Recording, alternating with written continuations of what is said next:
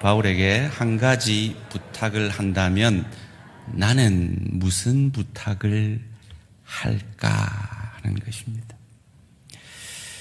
사라, 한나, 요게벳, 드보라, 유니게 회원들에게 하나님의 은혜와 평강이 넘치시기를 주님의 이름으로 축원합니다. 지난 한 해 수고 많이 하셨습니다. 우리가 사역을 하시는 분들에게 칭찬해드리고 격려해드리기만 하면 얼마나 좋겠습니까마는 그래서는 발전이 없다라고 합니다. 그래서 저희 교회도 지난 2주 전에 저희 교회가 어떤 부분에서 강점이 있고 어떤 부분에서 부족한지를 설문을 통해서 파악을 했죠.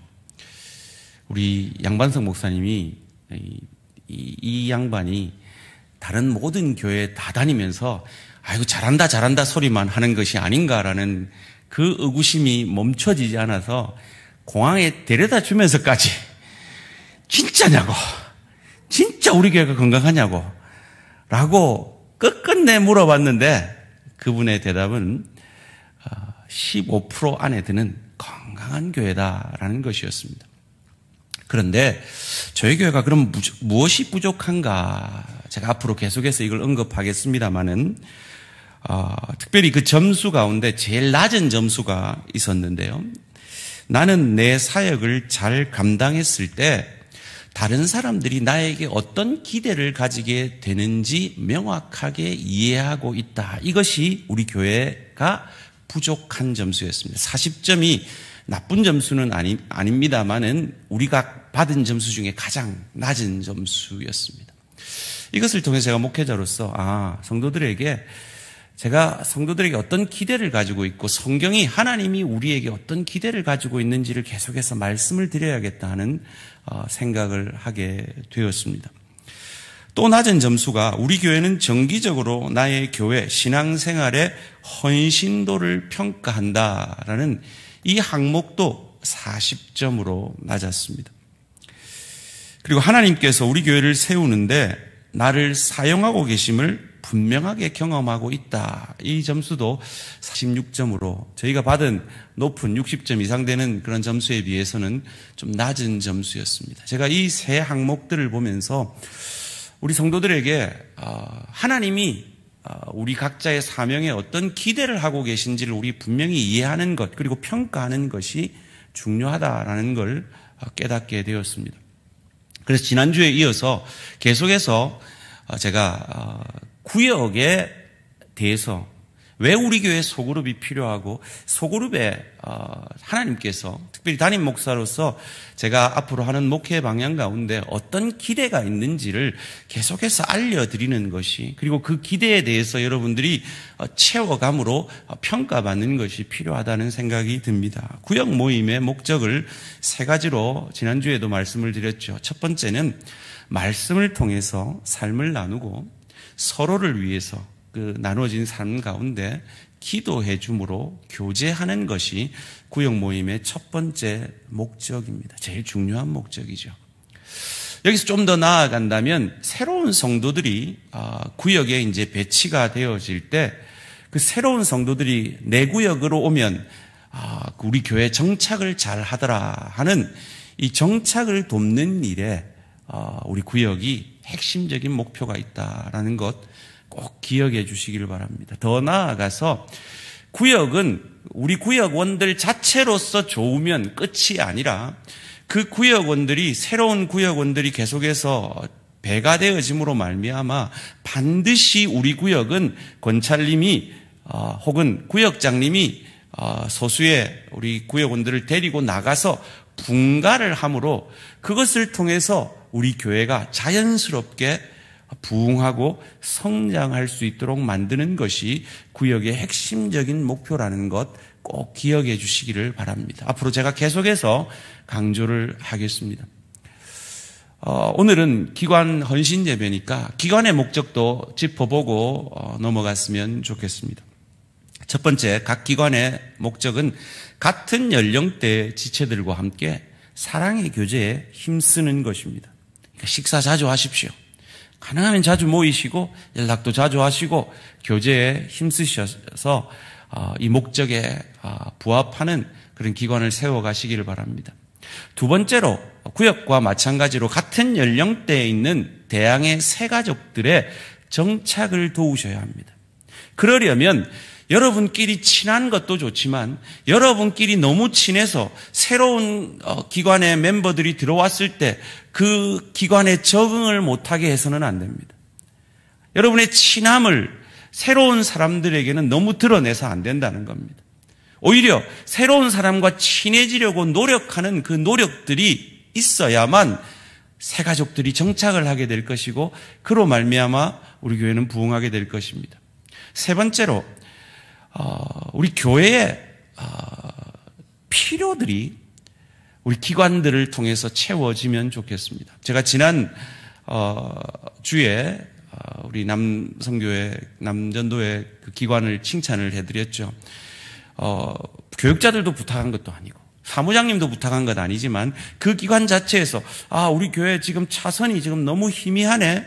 저 차선을 좀 찍게 해서 우리 성도들이 불편함이 없으면 좋겠다라는 그 사역의 필요들을 그 기관에서 발견하고 오히려 돈을 100만 원을 모으고 그래서 그것을 가지고 오히려 사무장님께 오히려 교육자들께 우리가 이것을 하려고 하는데 허락해 주십시오라고 그 사역에 도전을 했다는 건 참 건강한 사역의 모습이라는 생각이 듭니다.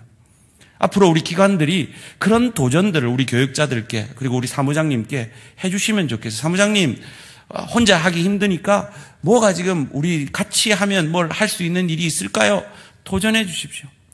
우리 교육자들에게 물어봐 주십시오. 어떤 교회 사역이 필요합니까? 라고 물어보셔서 그 필요들을 채워주시는 우리 기관들이 되시기를 주님의 이름으로 축원합니다.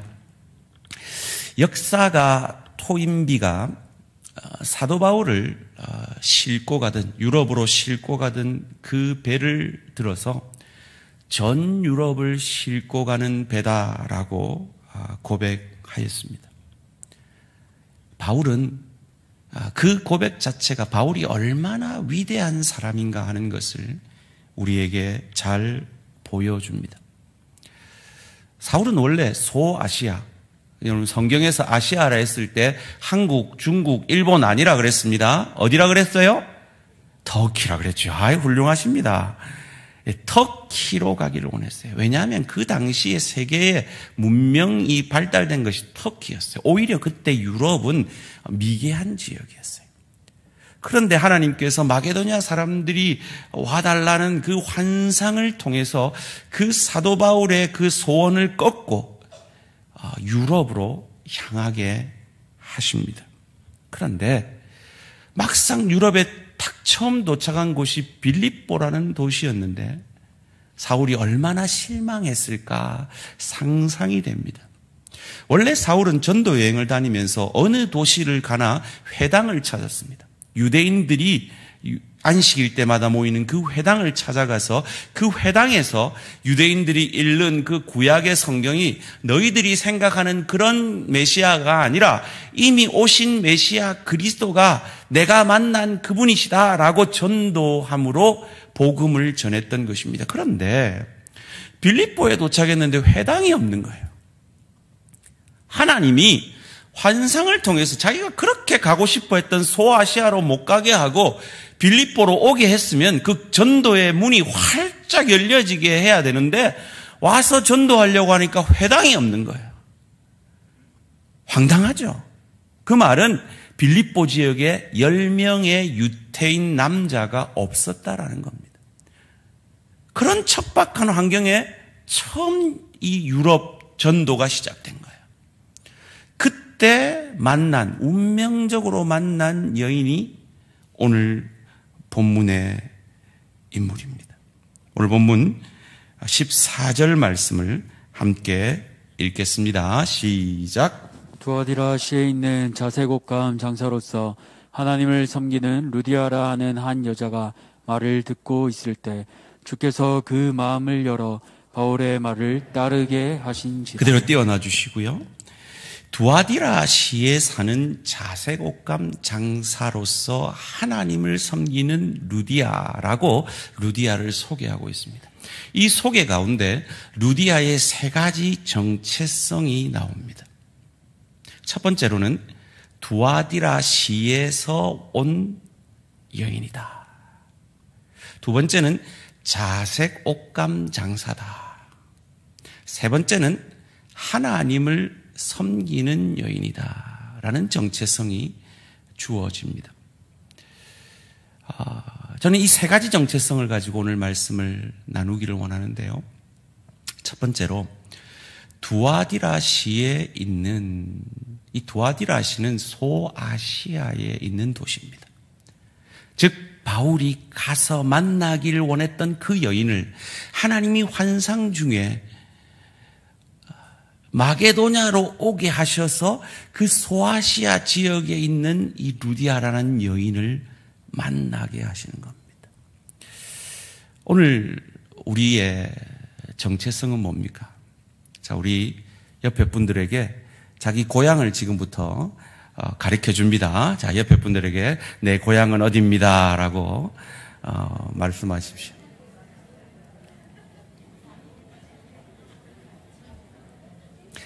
자, 들으셨죠?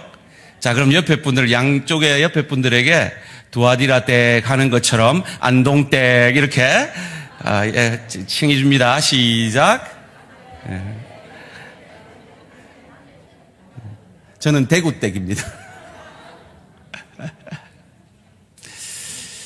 사람이 어디에서 태어났는가, 이게 참 중요한 정체성이죠. 내 지역, 내 고향이 인간에게는 참 중요합니다. 이것이 너무 지나치게 중요해져서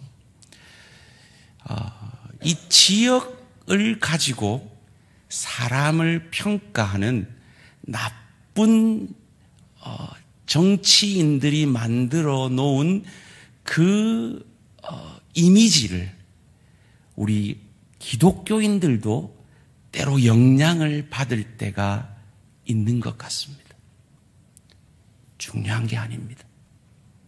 기억하십시오.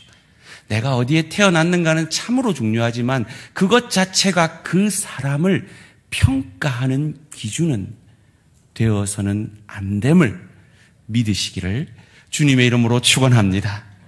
그리고 두 번째 이 루디아의 정체성은 자주 옷감 장사입니다. 여러분, 요즘은 옷감이 워낙 흔한 그 시대에 자주색으로 염색을 드리는 옷감은 진기했다고 합니다. 아주 어려웠다고 합니다. 그러니까 루디아는 이 옷감 염색 업계에 있어서는 장인입니다. 자, 지금부터 옆 사람에게 내 직업은 뭡니다 라고 다시 나눕니다. 내 직업은 운전사입니다. 내 직업은 뭡니다. 주부입니다.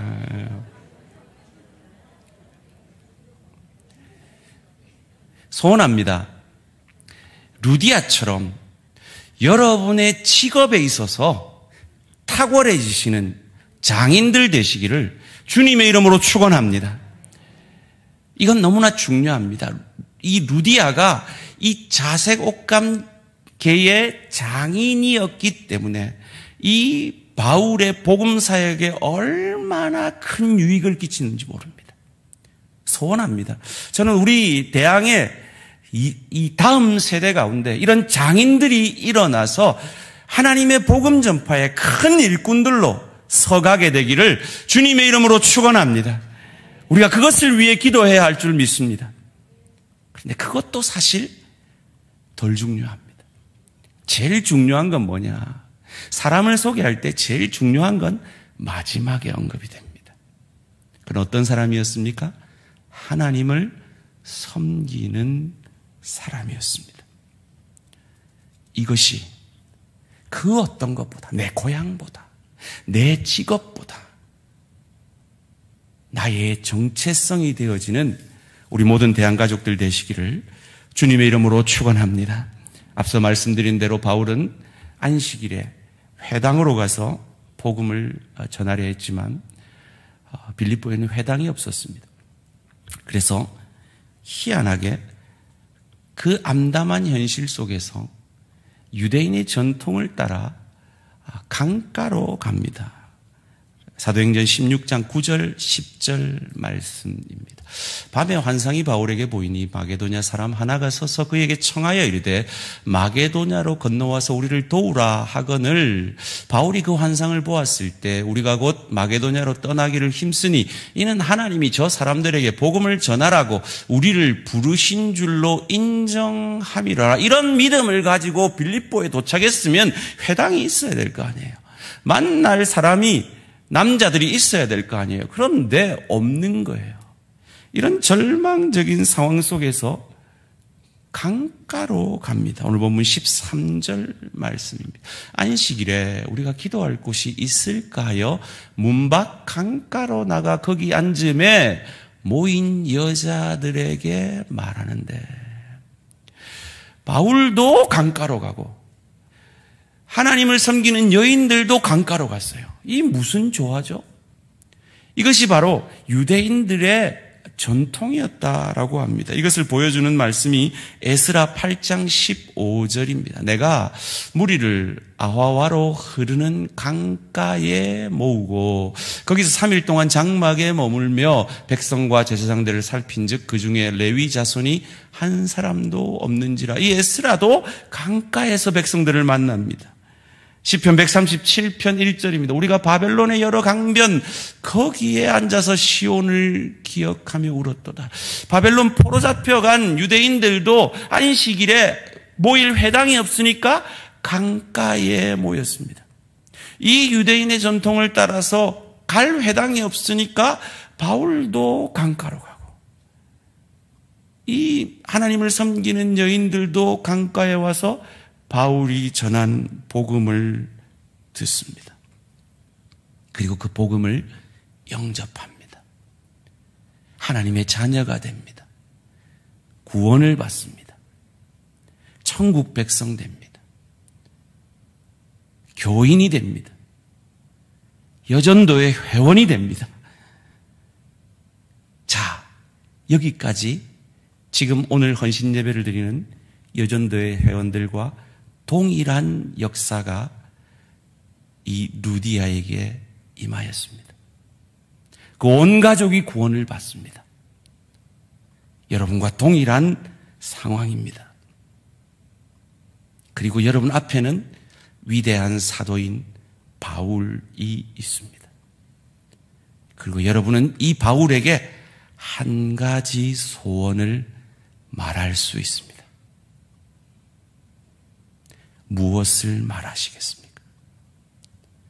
또 옆 사람과 함께 나는 바울한테 이 소원을 꼭 말하고 싶다 나눕니다.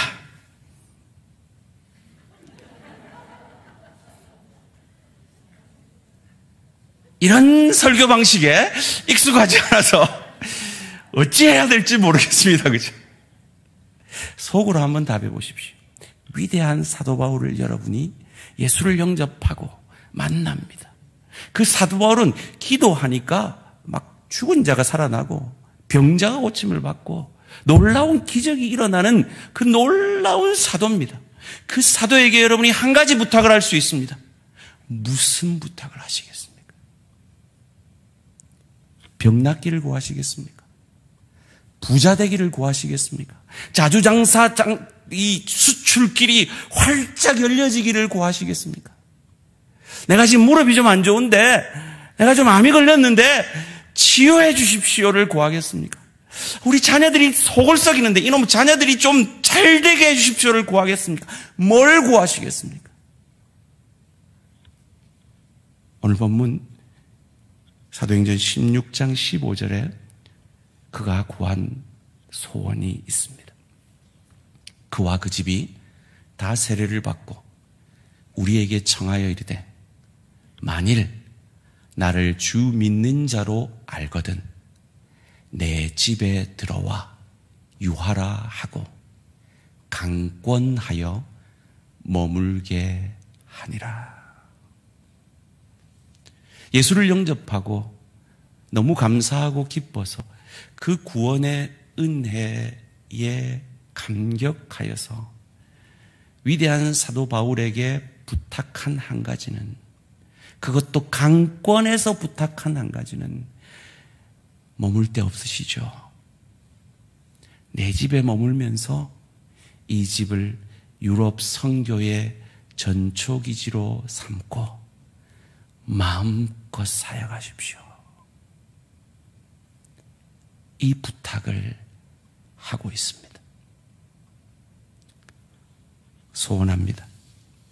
오늘 사라, 한나, 요게벳, 드보라, 유니게 회원들에게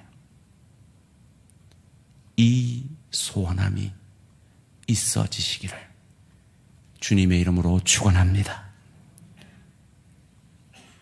내 집을 내어드릴 테니 이 집을 전초기지로 해서 유럽 선교의 교두보로 삼아서 마음껏 사역하십시오.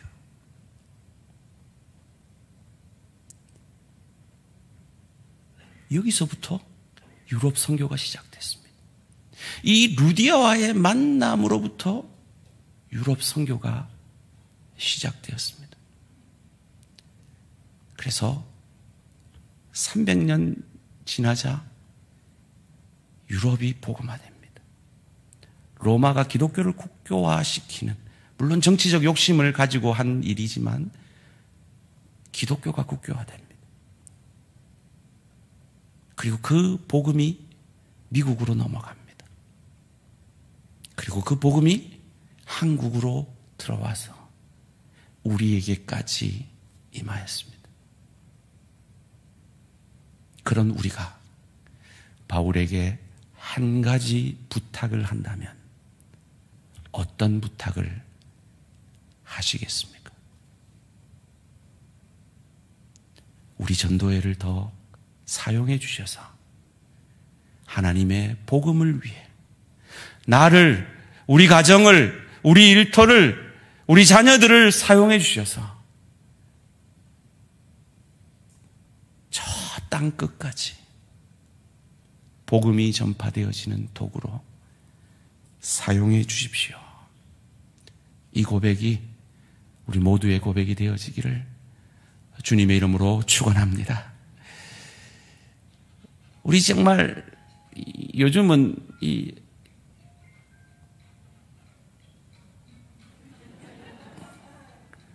하나님이 급하시게 하실 말씀이 있으신가요? 요즘은 과거와 달리 우리 여인네들이 너무 하실 일이 많고 나가셔서 돈을 벌 수 있는 그런 기회들이 많기 때문에 참 바쁘시게 사시죠. 그러다 보니까 한국교회에 너무나 아름다운 전통들이 무너져 가는 것 같습니다. 그것이 바로 가정을 열고 그 가정에서 구역 모임을 하면서 사랑의 교제를 하던 그 아름다운 전통이 지금은 너무나 희미한 옛 추억과 같이 되어가고 있습니다. 여러분, 루디아라고 그러지 않았겠습니까? 루디아는 장인이었습니다.